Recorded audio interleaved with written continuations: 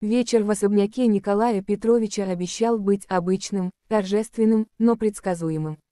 Гости в смокингах и вечерних платьях неспешно прогуливались по залам, потягивая шампанское и обсуждая дела.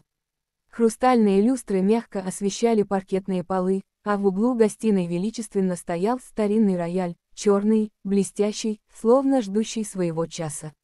Николай Петрович, успешный предприниматель 58 лет, чувствовал себя в своей тарелке.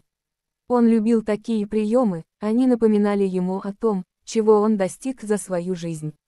Высокий, представительный, с проседью в волосах, он излучал уверенность человека, привыкшего, что его слушают и уважают.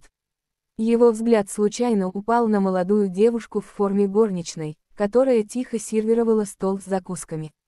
Катерина, он помнил ее имя, работала у него уже полгода.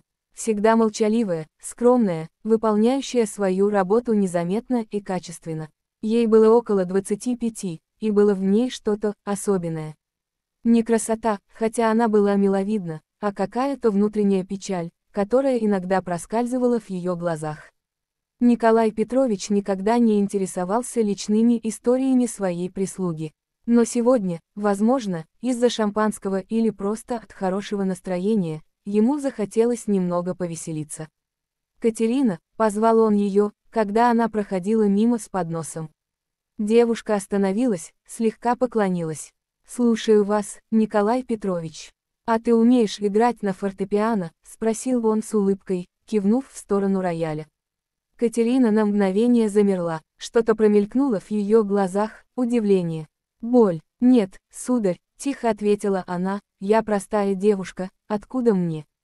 «Ну что ты?» — Николай Петрович рассмеялся, и его смех привлек внимание нескольких гостей. «Сыграй что-нибудь, чтобы мы посмеялись, служанка». Гости заулыбались, предвкушая развлечение.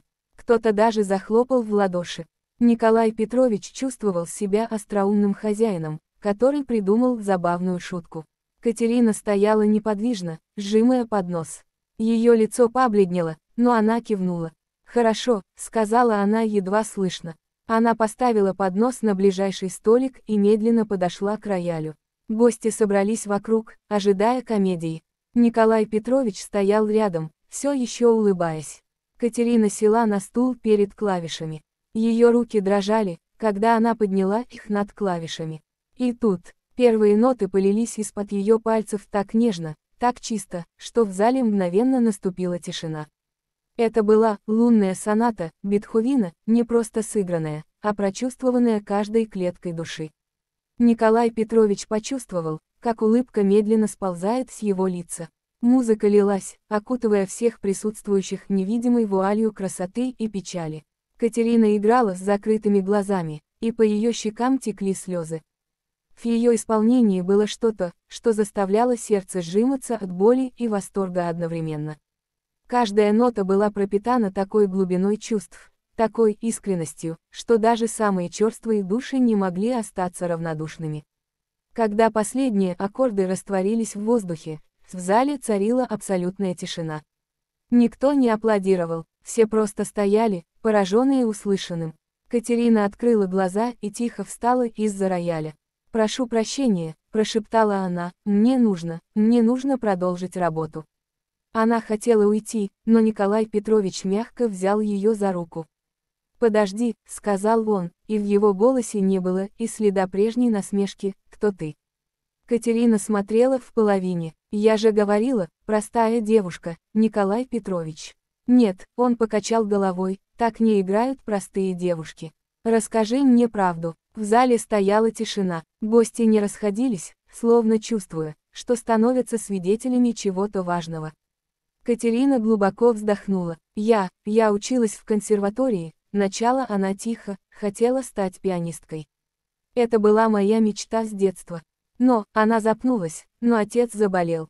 Рак. Нужны были деньги на лечение, много денег. Я бросила учебу, стала работать где придется. А когда его не стало», — она всхлипнула, — «уже было поздно возвращаться. Мне негде жить, ни на что жить. Вот и работаю горничной. Николай Петрович молчал. Он смотрел на эту хрупкую девушку и чувствовал, как что-то переворачивается в его душе. Как мог он так жестоко шутить над чужой болью? Как мог не видеть, что рядом с ним живет и работает человек с разбитыми мечтами? «Прости меня», — сказал он искренне, — «я не знал, не подумал». «Все хорошо», — Катерина слабо улыбнулась, — «вы не могли знать». «Нет, не все хорошо», — Николай Петрович покачал головой, — «завтра же я позвоню в консерваторию. У меня есть связи там. Мы найдем способ восстановить тебя на учебе. Но я не могу, у меня нет денег на оплату. Я оплачу, это меньшее, что я могу сделать после своей глупости». Катерина смотрела на него широко раскрытыми глазами. «Но зачем вам это?» Николай Петрович задумался. Действительно, зачем? Может быть, потому, что впервые за долгие годы он увидел настоящий талант, настоящую душу. Или потому, что понял, деньги и положение в обществе ничего не стоят без способности видеть и ценить красоту в других людях. Потому что талант – это дар, который нельзя зарывать в землю, сказал он наконец, и потому что каждый заслуживает второго шанса. Прошло 3 года, Николай Петрович сидел в концертном зале консерватории. На сцене, за тем же самым роялем, только теперь в вечернем платье, а не в форме горничной, сидела Катерина. Она исполняла свой дипломный концерт. Музыка лилась та же, чистая, искренняя, трогающая душу. Но теперь в ней не было печали. Теперь в каждой ноте звучала благодарность, надежда, радость жизни. Когда концерт закончился, зал взорвался аплодисментами. Катерина поклонилась и нашла глазами в зале Николая Петровича. Она улыбнулась ему, той самой улыбкой, которой он никогда не видел, когда она работала у него в доме. После концерта они встретились в фойе. «Спасибо», — сказала она просто, — «за все». «Не благодари меня», — ответил Николай Петрович, — «это ты сама добилась всего. Я только помог немного. Вы дали мне веру в себя. Это дороже денег». Они стояли среди толпы людей, среди цветов и поздравлений, но словно в своем собственном мире. «Знаешь», — сказал Николай Петрович задумчиво, — «тот вечер изменил не только твою жизнь. Он изменил и меня, научил видеть людей по-настоящему, а не только их внешние роли». Катерина кивнула. «Иногда нам нужен урок смирения, чтобы стать лучше». И правда, Николай Петрович стал другим человеком. Он стал внимательнее к людям, добрее к тем, кто работал на него. А еще он стал меценатом, помогал молодым талантам, которые по разным причинам не могли развивать свои способности. Катерина же стала известной пианисткой. Но она никогда не забывала тот урок, который получила в доме Николая Петровича. Урок о том, что настоящая сила не в том, чтобы возвышаться над другими, а в том, чтобы подавать руку тем, кто упал. Они остались друзьями на всю жизнь.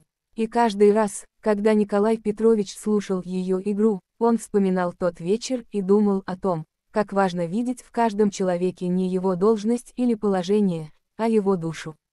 Потому что у каждого из нас есть своя музыка в сердце, и иногда нужна всего лишь одна возможность, один добрый поступок, чтобы эта музыка зазвучала на весь мир. Дефис, дефис, дефис, звездочка, конец, звездочка.